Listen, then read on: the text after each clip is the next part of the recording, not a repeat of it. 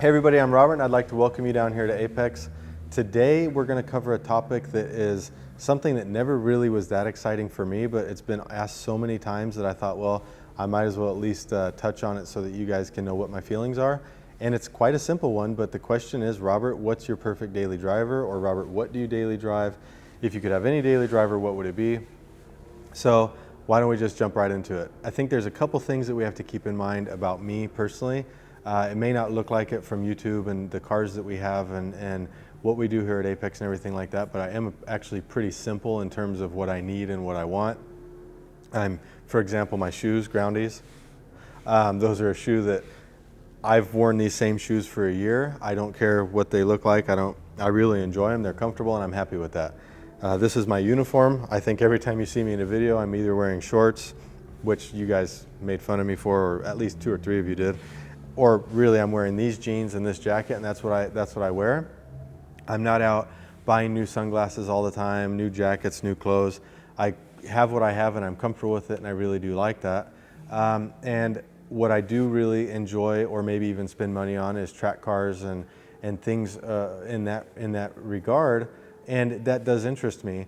But my daily driver is something that's completely different, and I think that what we'll find is actually quite funny is that my daily driver situation is probably very similar to many people, is finding the most practical situation. The reality is that in our household, where we talk often about splitting the load of taking kids to school and picking them up and things like that and wanting to share as much as we can, is that my wife Tiffany ends up doing a lot of it. And so a lot of times it's in the back of our mind that I really want to make sure I have at least 4 seats so we can fit the whole family in it. But in reality, 90% of the time she's taking the kids to and from school. And so that's not always needed. But in those rare occasions that it is needed, you're really glad that you have it, or you're really disappointed that you don't have it. So I think that for me, having 4 seats really in a daily driver is something that I really do need to have, and I do want to have, just so that I can have that option when the time comes.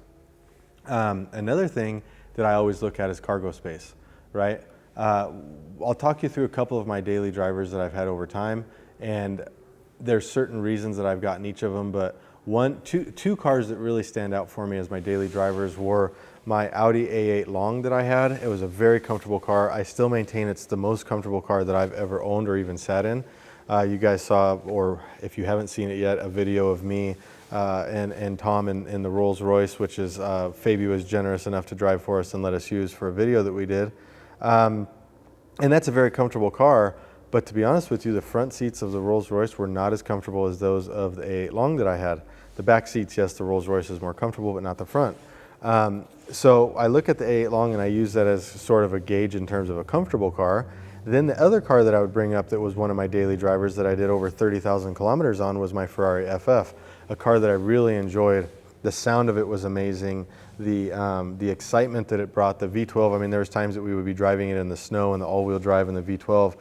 It's amazing. It really is a cool sound, but we're daily driving it. There were days in order to do 30,000 kilometers in a year that I literally 4 days in a row was at the gas station. I've done trips from Frankfurt to Kaiserslautern where I was traveling quite quick, and I filled up in Frankfurt and then I filled up in Kaiserslautern because that's how much fuel I burned. It's not the most practical if you have long trips. We drove the FF with the kids down to Italy for vacation. Loved it. It was a great experience, but the cargo space is somewhat limited when you're traveling back and forth and bringing a lot of things.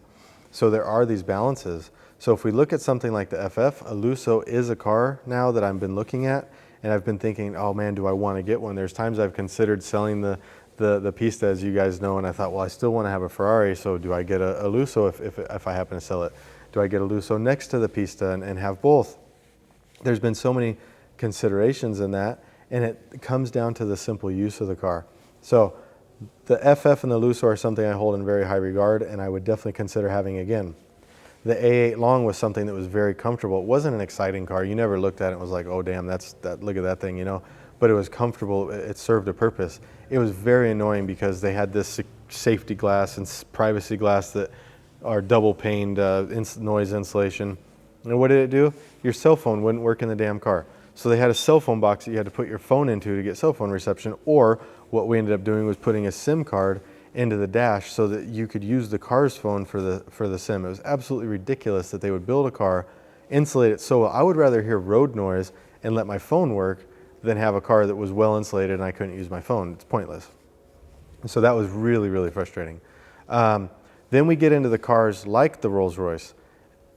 I understand that the idea behind a Rolls-Royce is it's prestigious. It has a stigma to it. They build their cars in a way that they do because that's what it is. End of story. You know what I would take? I would take a Rolls-Royce with a diesel in it. Give me a 3-liter diesel that I can do 1,000 liters or 1,000 kilometers on a tank of fuel, and I would really enjoy that. The V12 in or the 12-cylinder motor in the Rolls-Royce is not exciting enough for me to care that it's there. You don't hear it. It doesn't sound great.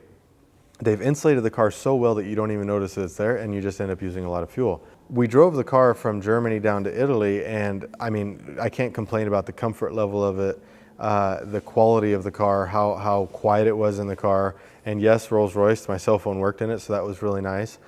But it did use a lot of fuel if you're really going any faster than maybe 120 kilometers an hour. Again, you're not sitting here worrying so much in some of these cases about the cost of the fuel, but a lot of times you're just annoyed with the range. You want to travel a long distance, and being able to go 1,000 kilometers on one tank of fuel is really handy.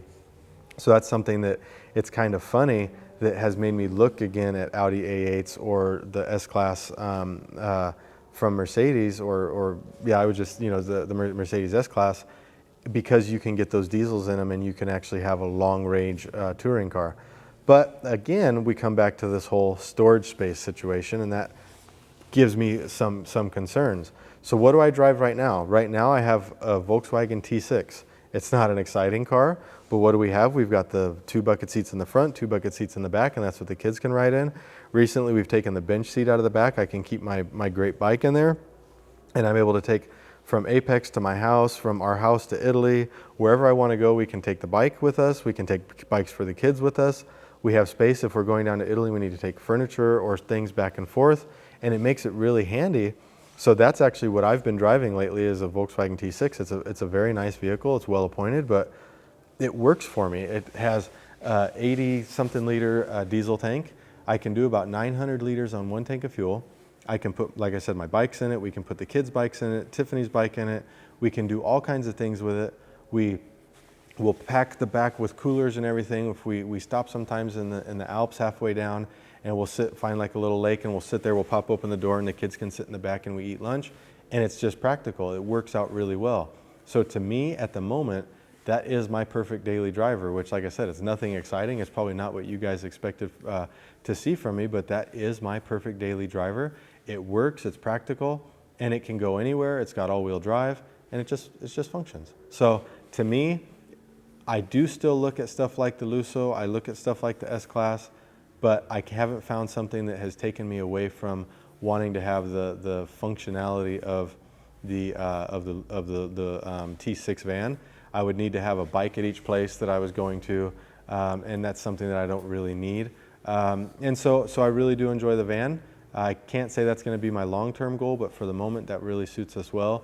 We have 4 seats in it right now, and the rest is all cargo space for hauling the stuff from the different places we go. But why don't you guys shoot down below a comment and tell me what you guys think is the perfect daily driver for you. What do you daily drive? What do you wish you could daily drive? And we'll go from there. Anyways, thank you guys for the input on this idea, and we'll catch you later.